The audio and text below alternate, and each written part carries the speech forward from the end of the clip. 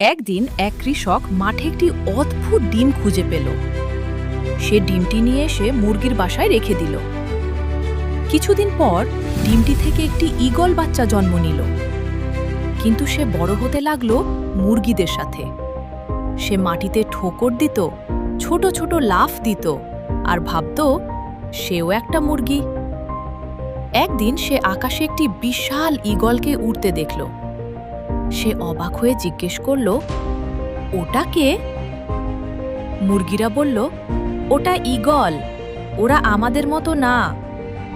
এই কথা শুনে সে মন খারাপ করল। কিন্তু একদিন হঠাৎ জোরে বাতাস এলো। সে ডানা মেলল আর ধীরে ধীরে আকাশে উড়তে শুরু করল।